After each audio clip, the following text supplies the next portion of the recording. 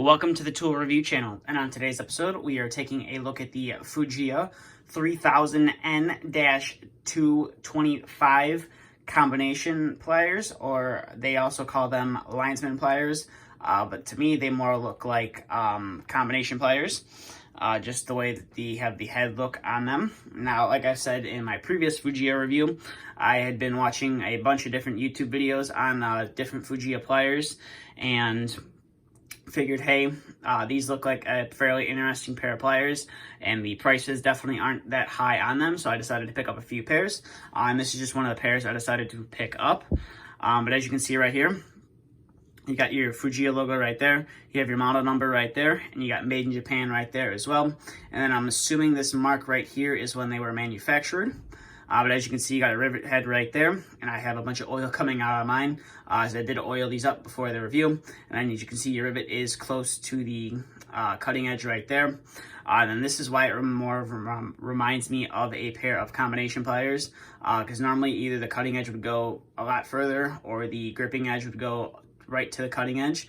It wouldn't have this little bit of grip opening right there, so that's why these kind of remind me of combination pliers. But what you can call them, whatever you want to call them. As you can see down here, you have a nice crimper right there as well. And then you have a nice polished finish right here as well on the front. And then you come to the back, it's all like this got some like black coating on it, which looks real nice. Except for when you have oil on it, then it just kind of looks weird.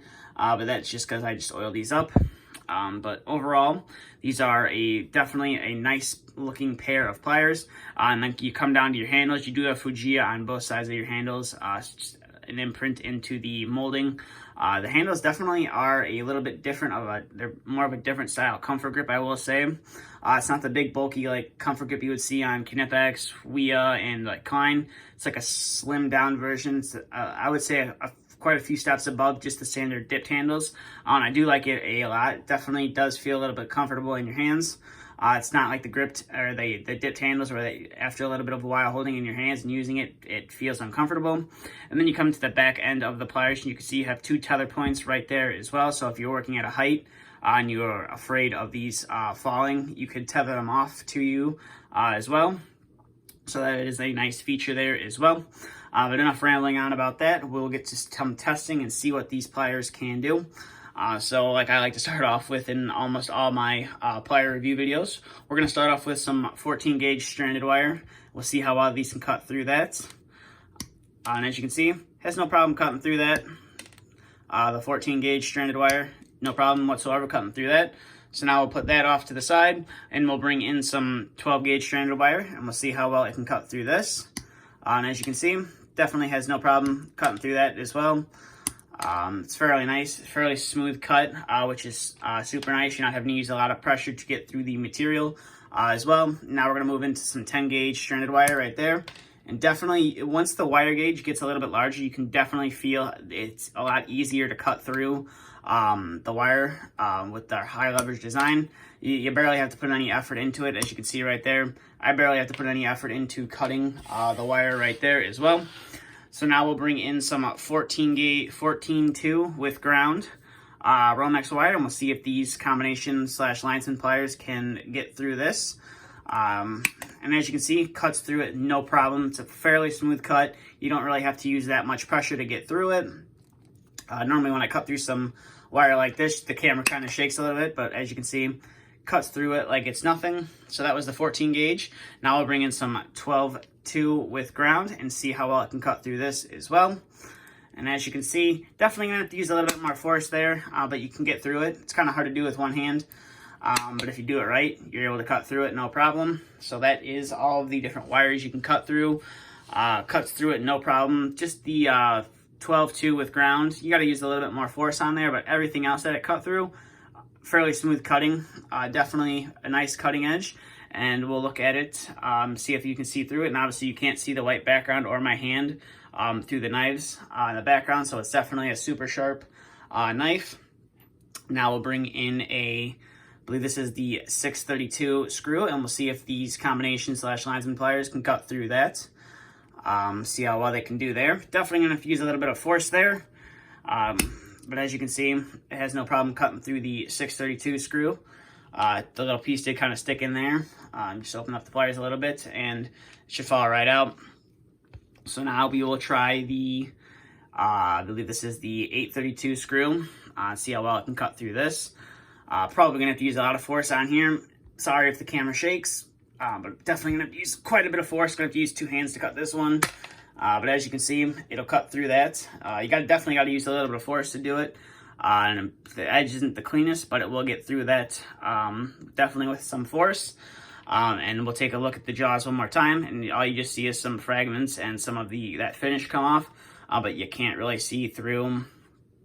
See if we can get the camera to focus here. You can't really see through the back of there. That's just a little bit of from when you cut the screw off right there. As you can see, there's no light coming through the knives on there as well. So now we'll get some of the debris out of the way, and we will test these crimpers down here. But before we do that, we'll take a look at the top of the jaws right here.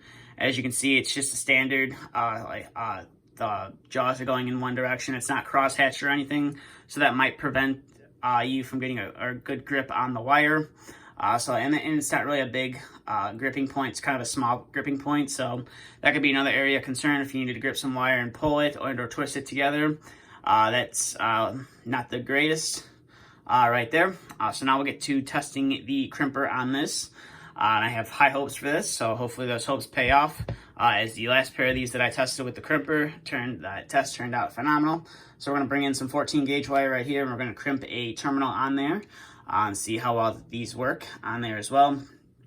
So you just put it in there, and you put a little pressure down on there, and then you're able to open it up. And as you can see, it has no problem crimping the 14 gauge stranded wire to a wire nut or a wire terminal, whatever you want to call it.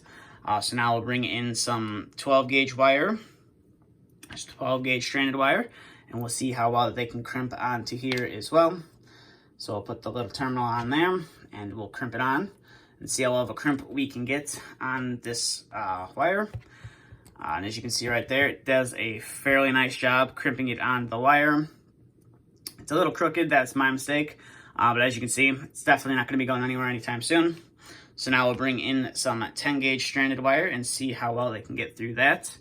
And as you can see, we'll put the terminal on the wire. Definitely didn't strip this wire enough, so the crimp might be a little messed up, but we'll see what happens.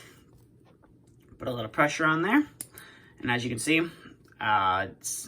did a fairly decent job crimping the 10 gauge stranded wire onto that wire as well. So now we're going to bring in some 12 gauge solid wire and see how well these crimpers will crimp this kind of wire. So as you can see right here, we'll put it in there, and then we'll give a nice crimp right there. And as you can see, that's definitely not going to be going anywhere anytime soon. If we can get the camera to focus, that's definitely not going anywhere anytime soon. Definitely did bend the spade a little bit, and the wire is a little bit on the longer side. Could bend that down real quick, but I did kind of mess the crimp up there. So now we're going to bring in some 14 gauge solid wire and see if these pair of pliers can put a nice crimp on there as well. And hopefully we don't mess this one up like we just did the other one. And as you can see right there, that's definitely not going anywhere anytime soon, unless you pull on it super hard or cut it off. But overall, these are definitely a nice pair of pliers, I will say. These FUJIYA branded pliers are definitely something to look at. Definitely worthwhile to add to your tool bag if you want a nice high quality tool, but you don't want to spend the big bucks on some of the Knipex stuff. The quality of these is right on par with those. Instead of being made in Germany, obviously it's made in Japan. I will have a link to these in the description below if you would like to pick yourself up a set of these. Like I said, the price on them isn't that bad. It's maybe like $35, $40, something like that. Like I said, I'll leave a link to them in the description below if you'd like to pick yourself up a set. But that's all I have for this video, so thank you for watching. And if you're new to the channel, please feel free to hit the subscribe button if you want to see some more content like this. I try to upload a new video every week. And I will also link my Instagram in the description below if you'd like to check me out over there. But that's all I have for today's video, so thank you for watching, and stay tuned for the next video to be uploaded.